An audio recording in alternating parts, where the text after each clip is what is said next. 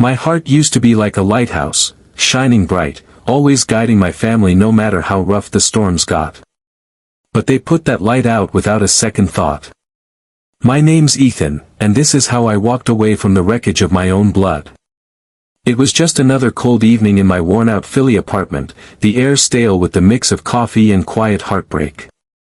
I was lounging on my couch, half watching a cop show buzz in the background while the street sounds of the city throbbed outside, sirens, chatter, food vendors. Then my phone lit up. A group chat notification. The one with Mom, Dad, my brothers Noah and Sean, my sister Ava, and Uncle Gary. That thread had always been our spot for dumb jokes, planning family dinners, and Ava's constant vegan dessert experiments. I wasn't expecting anything serious. But what I saw shattered me. It was from Mom. Christmas is at our house this year. Everyone's invited, except Ethan. I sat up straight, stunned. I reread the message, hoping I misunderstood. But I hadn't. They actually wrote me out, right there, publicly, like I didn't even exist. What hit harder than the message was the silence that followed. No one questioned it. No one asked why. Noah gave it a thumbs up.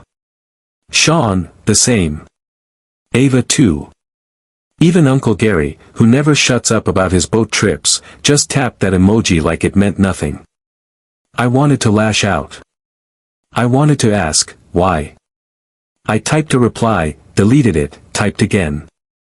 My hands were shaking. Eventually, I just sent, got it. I respect your decision. But don't expect to see me again. Respect mine. What did they do in return? They sent laughing emojis. My own family laughed me off like I was the punchline to a bad joke. I dropped the phone, the weight of the moment crushing my chest. It wasn't just betrayal, it was mourning. Mourning the version of family I had clung to for too long. How did we get here? It started a month earlier, during one of our usual Sunday dinners. I showed up at my parents' place, the house filled with the scent of fresh bread and cider. I was in a good mood, work was going well, I had just landed a big client, even treated myself to a new coat. I thought it would be a relaxing night of laughter and memories. Everyone was there, Noah, Sean, Ava, Uncle Gary. Everything seemed normal. Until Dad's smile shifted, cold, calculated. Ethan, he said, we've been planning something. Then Ava jumped in, voice high with excitement. We're going to Fiji for Christmas. It's this gorgeous resort with bungalows over the water and endless spa days. It sounded amazing, so I smiled and asked, all right, how much do I owe? But instead of an answer, they laughed. Not warm laughter. It was the kind of laugh that makes your skin crawl. Uncle Gary leaned in and said with a smug grin, oh, you're not pitching in. You're paying for all of us. I froze, thinking it was some elaborate joke. But their faces were serious, greedy, even. Mom followed up casually, we added it up for the 6 of us. It's $24,000. 2 weeks, all-inclusive. Spa, snorkeling, the works. I stared at them in disbelief. Grace actually had the audacity to say, you've got the money, Ethan. I saw your savings app, at least $14,000 in there. What are you saving it for? They had already carved up my future, treated my hard work like it was their birthright. I stood up, the chair screeching on the floor. I'm not your piggy bank, I said. I'm not funding your luxury fantasy.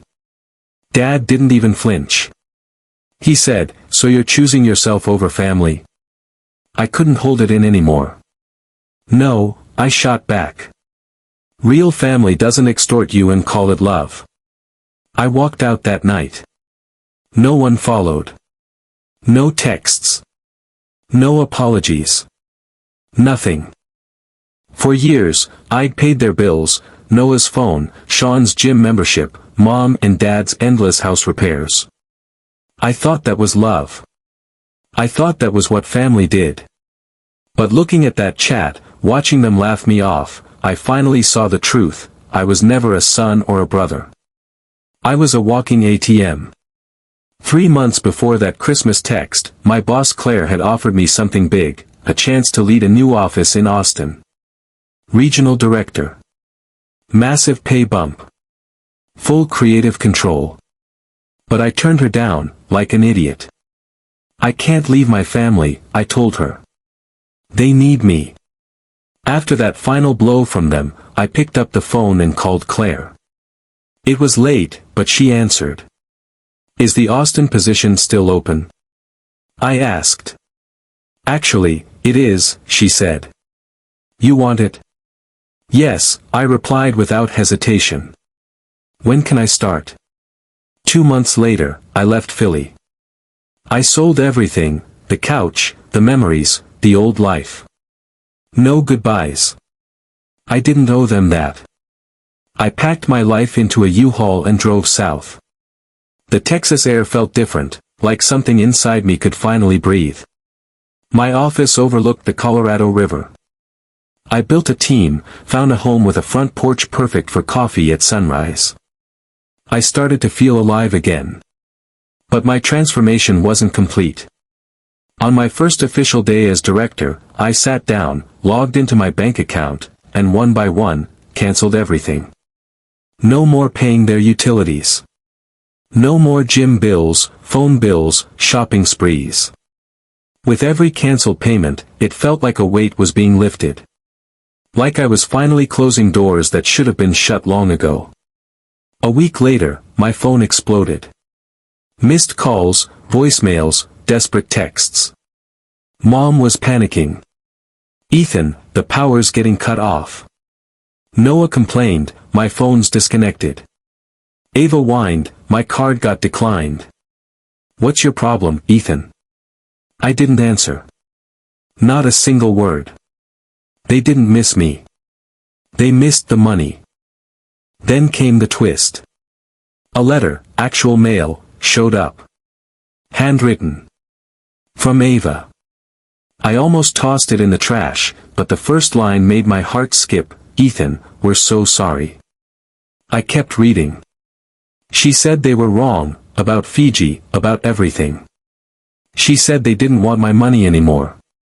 They just wanted me. I almost believed it.